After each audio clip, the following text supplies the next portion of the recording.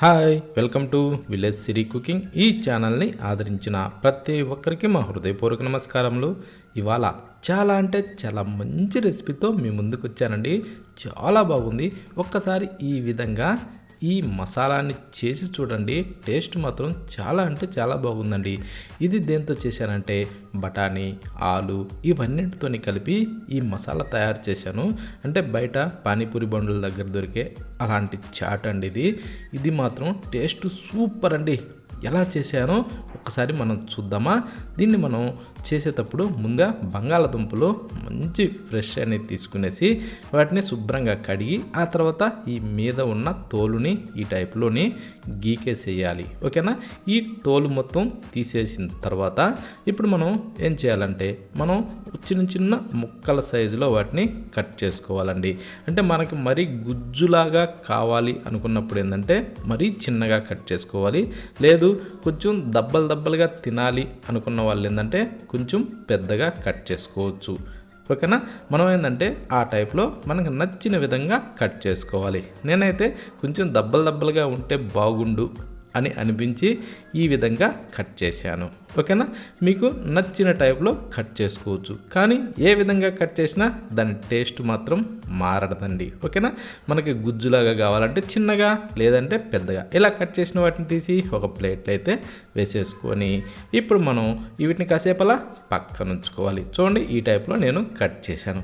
ఇప్పుడు దీన్ని పక్కన పెట్టేసి ఒక మిక్సీ జారీ తీసుకునేసి ఒక 3 ఎర్రటి టమోటా పండ్లు కట్ చేసి అందులో వేసి కొత్తిమీర కాడలండి వేసుకొని వెల్లుల్లిపాయల్ని ఇలా పొట్టు తీసి అందులో ఒక గడ్డనైతే వేసుకొని పచ్చి బఠానీలో ఒక 2-3 చెంచాలు అందులో వేసేసుకోవాలి. అది ఫ్రెష్ బఠానీ. ఓకేనా.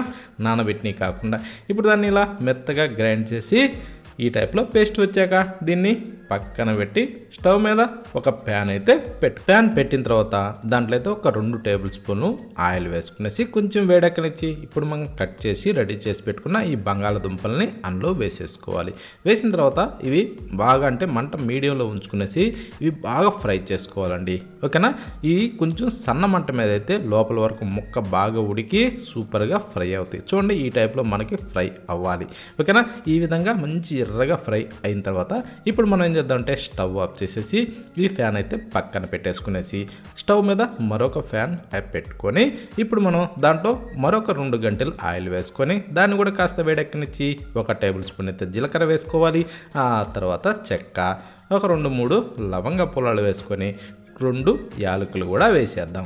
వేసిన తర్వాత బిర్యానీ ఆకు 1 సరిపోతుంది. ఓకేనా. ఇప్పుడు వీటిని మనం కొంచెం అలా వేగనిచ్చుకోవాలి. వీటిని కాస్త వేగిన తర్వాత ఇప్పుడు మనం ఏం చేద్దామంటే కట్ చేసిన ఒక 2 ఉల్లిపాయల్ని చిన్నగా సన్నగా కట్ చేసి అందులో వేసి కరివేపాకండి మంచి వాసన వచ్చేదాన్ని తీసుకొని కొంచెం అందులో కరివేపాకు వేసుకునేసి ఇలా ఎర్రగా గోల్డెన్ బ్రౌన్ కలర్ వచ్చే విధంగా ఇలా ఫ్రై చేసుకోవాలి. ఫ్రై చేసిన తర్వాత ఇప్పుడు దాంట్లో ఒక టేబుల్ స్పూన్ వరకు అయితే అల్లం వెల్లుల్లి పేస్టు వేసుకోవచ్చు. అంటే నేనైతే సగం కంటే కొంచెం ఎక్కువ వేసాను. అంటే ఒక టేబుల్ స్పూన్ వరకు వేసుకునేసి ఇలా పచ్చి వాసన పోయేంత వరకు మనం ఫ్రై చేసుకోవాలి. ఫ్రై చేసిన తర్వాత ఇప్పుడు దాంట్లో ఏం చేయాలంటే కొన్ని బఠానీలు అంటే ఒక చిన్న కప్పు అండి, కొంచెం ఎక్కువ తక్కువైనా వేసుకోవచ్చు. ఇవి పచ్చి బఠానీ.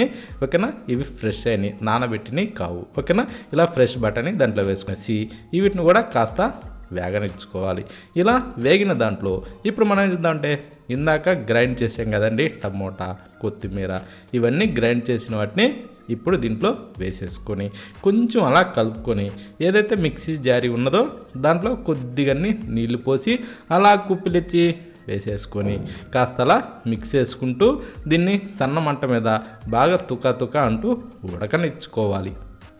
అది కూడా మనకి ఒక 2-3 నిమిషాల పాటు ఉడికితే సరిపోతుంది. ఓకేనా.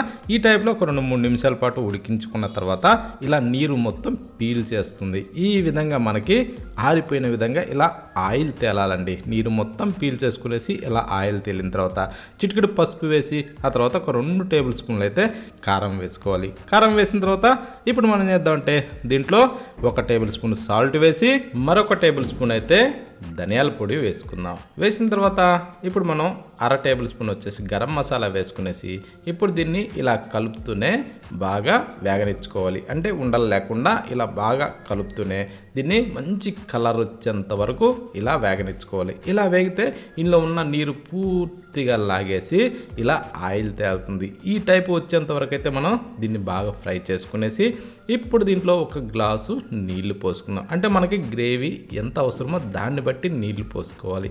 నీళ్లు పోసిన తర్వాత ఇలా కొంచెం కలిపేసుకునేసి ఇప్పుడు దీంట్లో మూత పెట్టి దీన్ని ఒక 2-3 నిమిషాల పాటు అలా ఉడికించుకోవాలి. ఇలా ఉడికిన దాంట్లో ఇప్పుడు మనం ఇందాక ఫ్రై చేసిన ఈ బంగాళదుంప ముక్కలు ఏవైతే ఉన్నాయో ఆ ముక్కల్ని దీంట్లో వేసేసుకుందాం.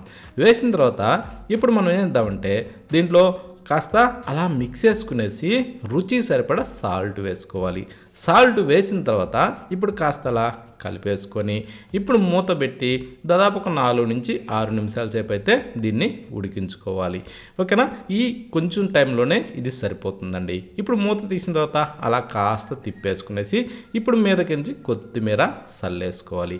కొత్తిమీర చల్లేసుకునేసి ఇక అలా కొద్దిగా అలా మిక్స్ చేసుకునేసి ఇక స్టవ్ ఆఫ్ చేసుకొని ఒక్కసారి టేస్ట్ చూసుకొని ఇక సర్వ్ చేసుకొని వేడిగా అలా కప్పులో పోసుకొని స్పూన్తో తింటుంటే ఆ టేస్ట్ ఎంత బాగుందంటే అంత బాగుందండి.